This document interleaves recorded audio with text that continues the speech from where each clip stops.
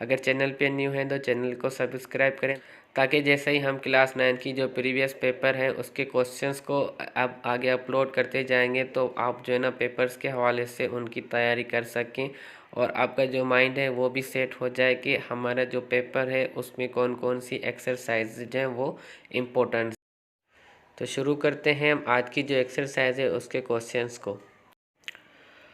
औज़ुबिल्लाहिमिनश्शैतानिर्रजीम बिस्मिल्लाहिर्रहमानिर्रहीम अस्सलाम वालेकुम। Welcome to the my channel. आज की इस वीडियो में हम बात करेंगे एक्सरसाइज 4.8 क्लास 9 की जो न्यू अपडेट बुक आई है अभी 2022 में उसके क्वेश्चंस।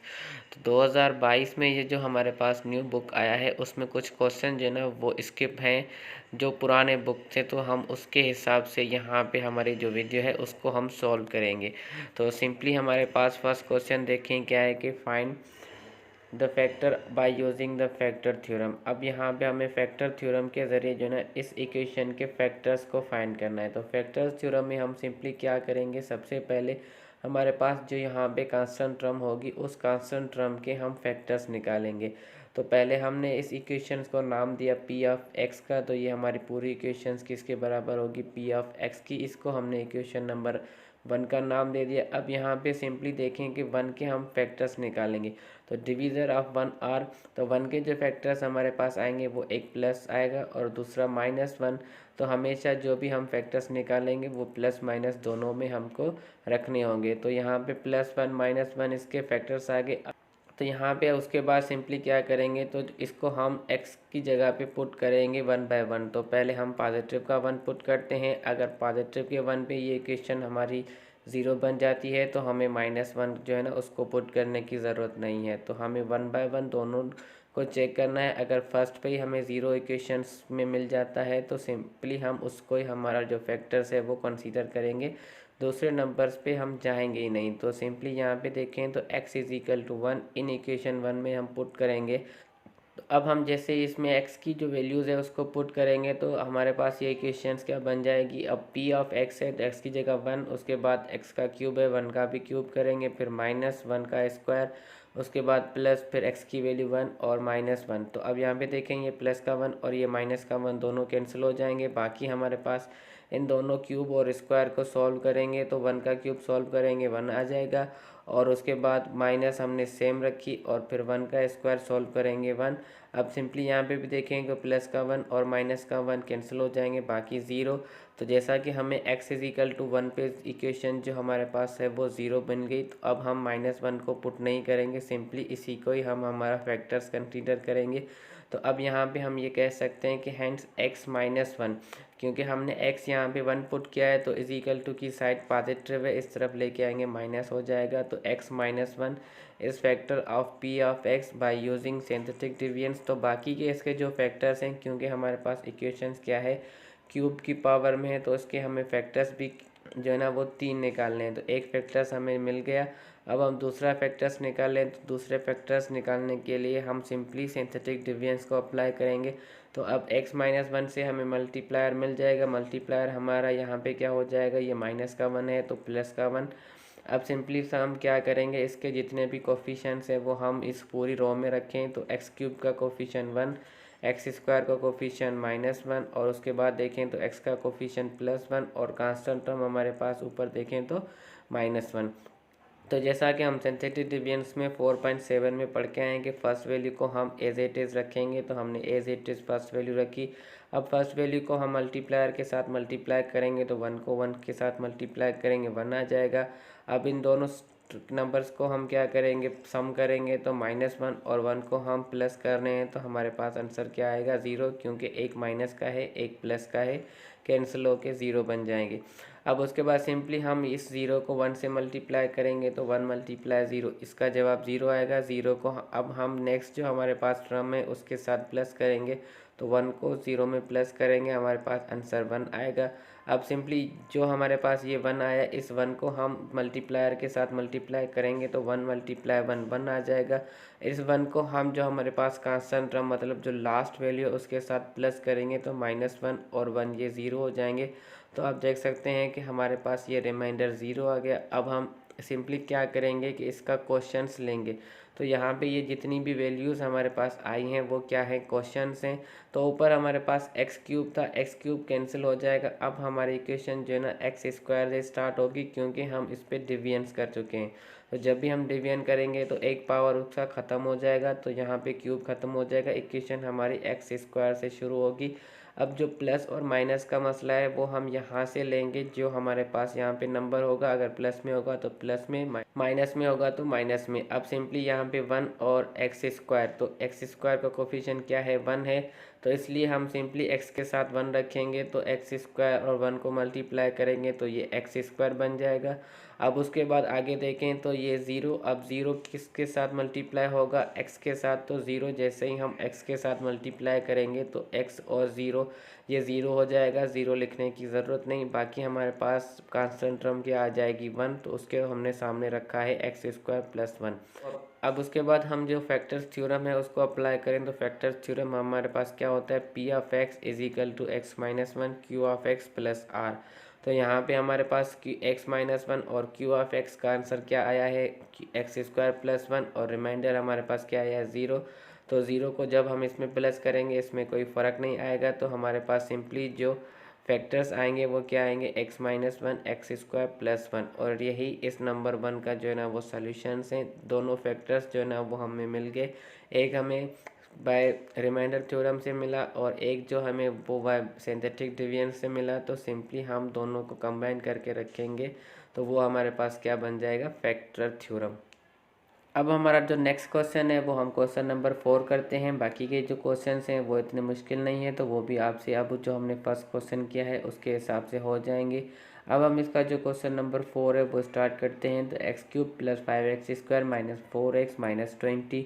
तो अब हम यहाँ पे सिंपली फर्स्ट क्या करेंगे, इसको पी ऑफ एक्स लेंगे। तो पी ऑफ एक्स हमने इस इक्वेशंस को दिया और इसी इक्वेशंस हमारे पास क्या बन जाएगी, इक्वेशन नंबर 1। तो अब सिंपली हम जो कांस्टेंट टर्म है 20, इसके फैक्टर्स निकालें, तो प्लस 1 और माइनस 1, और उसके बाद प्लस 2 माइनस 2, फिर प्लस 1 माइनस 4, उसके बाद प्लस 5 माइनस 5, उसके बाद प्लस माइनस 10, फिर प्लस माइनस 20। फैक्टर्स का मतलब ये होता है सिंपली कि इस नंबर्स को कौन सी टेबल जो है ना वो लग रही है वो इसका फैक्टर है। तो जहाँ पे हमारे पास ये जितने भी नंबर्स हैं ये सारे क्या हैं, वो 20 को डिवाइड करते हैं, तो ये सब 20 के फैक्टर्स हो गए, इसलिए हमने यहाँ पे जो भी नंबर्स लिखे हैं वो इसके फैक्टर्स लिखे हैं।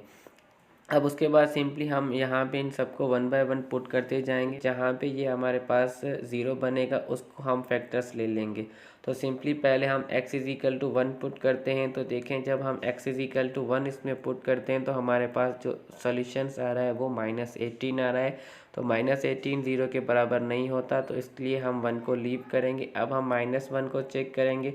तो x इज़ इक्वल टू जब हम -1 पुट करते हैं तो सिंपली जब हम इसके पावर्स और सॉल्यूशन उसके बाद प्लस माइनस को सॉल्व करते हैं तो हमारे पास जो आंसर आता है वो -12 आता है। -12 भी ज़ीरो के बराबर नहीं है, तो इसलिए हम -1 को भी लीव कर देंगे। अब उसके बाद हम x इज़ इक्वल टू 2 को देखें तो क्या x इज़ इक्वल टू 2 पे ये ज़ीरो के बराबर इक्वेशन बनती है। तो सिंपली यहाँ पे देखेंगे, अब हम x की जगह 2 को पुट करेंगे। तो इक्वेशन 1 में हम x की जगह 2 पुट कर रहे हैं, यहाँ पे x है तो p ऑफ 2, उसके बाद यहाँ पे x का क्यूब तो 2 का क्यूब प्लस 5x का स्क्वायर 2 का स्क्वायर, उसके बाद -4x, x की वैल्यू 2, उसके बाद -20। तो यहाँ पे सिंपली देखें तो 2 का क्यूब हम सॉल्व करेंगे 8, उसके बाद 5 हमने सेम रखा और 2 का स्क्वायर सॉल्व करेंगे 4। फिर यहाँ पे देखें तो 4 और 2 आपस में मल्टीप्लाई होंगे 8, और ये माइनस जो है ना इसके साथ हम सेम रखेंगे, और -20 जो है ना लास्ट में उसको भी हमने सेम रखा। तो अब उसके बाद ये जो 5 और 4 की मल्टीप्लिकेशन है, पहले इसको सॉल्व करें। तो 8 हमने सेम रखा और 5 और 4 को मल्टीप्लाई करेंगे 20 आ जाएगा। उसके बाद -8 और -20 जो है ना वो हम सेम रखेंगे। तो 8 प्लस का 8 माइनस का ये कैंसिल हो जाएंगे, ये प्लस का 20 ये माइनस का 20 ये कैंसिल हो जाएंगे। तो बाकी हमारे पास यहाँ पे कोई भी टर्म्स नहीं बच रही। तो इसका मतलब जो इस फैक्टर से हमें रिमाइंडर मिल रहा है वो ज़ीरो मिल रहा है। तो हम x इज़ इक्वल टू 2 को इस इक्वेशन का फैक्टर्स लेंगे। तो यहाँ पे हम x के हिसाब से इसकी इक्वेशन बनाएंगे तो क्या बन जाएगी, x माइनस 2, क्योंकि हम x पॉजिटिव ले रहे हैं तो फैक्टर क्या होगा, x minus 2 is a factor of p of x। अब हम एक फैक्टर तो हासिल कर चुके हैं। अब उसके बाद इसके जो बाकी फैक्टर्स हैं उसको हम हासिल करें, तो उसके लिए हम सिंथेटिक डेविएंस पढ़ के आए हैं। तो यहाँ पे हम सिंथेटिक डेविएंस को अप्लाई करेंगे तो सिंपली x-2 जो है यहाँ से हम मल्टीप्लायर हासिल करें तो -2 है, इसको हम राइट हैंड साइड पे लेके जाएंगे, ये प्लस हो जाएगा तो 2 हमारे पास मल्टीप्लायर बन जाएगा। अब उसके बाद हम इसके कोफिशिएंट्स को रखें तो इस इक्वेशन में हमारे पास जो कोफिशिएंट है वो सिंपली आप देख सकते हैं कि x³ का कोफिशिएंट 1 और x² का कोफिशिएंट 5, उसके बाद x का कोफिशिएंट -4 और -20 जो है ना वो हमने सेम रखा। तो अब जैसा कि हम पहले पढ़ के आए हैं, सिंपली जो फर्स्ट वैल्यू होगी उसको हम सेम रखेंगे, तो 1 को हमने सेम रखा। अब 1 को हम मल्टीप्लायर जो है उसके साथ मल्टीप्लाई करें तो 2 × 1 2। अब 2 को हम जो 5 है उसके साथ मल्टीप्लाई करेंगे तो 5 + 2 7। अब फिर से हम 7 को 2 के साथ मल्टीप्लाई करेंगे, जो यहाँ पे हमारे पास मल्टीप्लायर है, तो 2 × 7 14 हो जाएगा। अब 14 को हम -4 में प्लस करेंगे तो बाकी हमारे पास वैल्यू क्या मिलेगी 10। अब सिंपली इस 10 को हम फिर से 2 के साथ मल्टीप्लाई करेंगे तो 2 × 10 20। तो अब इसको प्लस करेंगे तो ये माइनस का 20 और ये प्लस का 20, ये ज़ीरो हो जाएंगे तो रिमाइंडर हमें ज़ीरो मिल गया। अब हम रिमाइंडर्स को फ़िलहाल छोड़ देंगे। उसके बाद सिंपली जो हमारे पास ये जो नंबर्स आए हैं इसको हम क्वेश्चन में कन्वर्ट करें तो क्वेश्चंस में हमारे पास सिंपली क्या होता है कि ये वैल्यू जो हमारे पास फर्स्ट होगी वो x³ के बाद जो भी पावर होगा उसकी बन जाएगी। तो यहाँ पे हम डिविएंस करके आए हैं तो इसका मतलब ये जो x³ है ये ख़त्म हो जाएगा। अब इक्वेशन जो हमारी है वो x² से शुरू होगी तो x² x और कांस्टेंट टर्म। अभी जो हम इसके कोफिशिएंट्स लेंगे वो यहाँ पे जो भी नंबर्स हैं ये हमारे कोफिशिएंट बन जाएंगे। तो x² का कोफिशिएंट 1, तो हम 1 को x² के साथ मल्टीप्लाई करेंगे x² बन जाएगा। उसके बाद x के कोफिशिएंट 7, तो 7 को x से मल्टीप्लाई करेंगे 7x और कांस्टेंट टर्म हमारे पास क्या बन जाएगी 10। अब सिंपली हम फैक्टर थ्योरम को अप्लाई करें तो फैक्टर थ्योरम हमारे पास क्या है कि p(x) किसके बराबर होना चाहिए x-2 और q(x) + r। तो x-2 जो है ना वो हम निकाल के आए हैं, हमने उसको सेम रखा। उसके बाद q(x) हमें क्या मिल रहा है देखें तो x² + 7x + 10, तो हमने वो रखा x² + 7x + 10 + 0। 0 को इसमें प्लस करेंगे तो इसमें कोई फ़र्क नहीं आएगा, तो हमारे पास जो p(x) बन जाएगी वो क्या बनेगी x-2। अब इस इक्वेशन में देखें तो ये हमारे पास एक क्वाड्रेटिक इक्वेशन है, तो क्वाड्रेटिक इक्वेशन को हम मिडिल टर्म के ज़रिए सॉल्व कर सकते हैं क्योंकि ये फार्मूले में कन्वर्ट नहीं हो रही। तो इसको हम मिडिल टर्म में सॉल्व करेंगे तो सिंपली हमारे पास जो 10 के फैक्टर्स बनेंगे 2 और 5। तो 2 और 5 में हम जो है 7 को ब्रेक कर रहे हैं तो इसका प्लस का जवाब 7 और मल्टीप्लाई का जवाब 10 आ जाएगा। तो इसलिए सिंपली हमने यहाँ पे मिडिल टर्म को ब्रेक करके इसको सॉल्व किया तो हमारे पास जो वैल्यू आ जाएगी वो x+2 और x+5।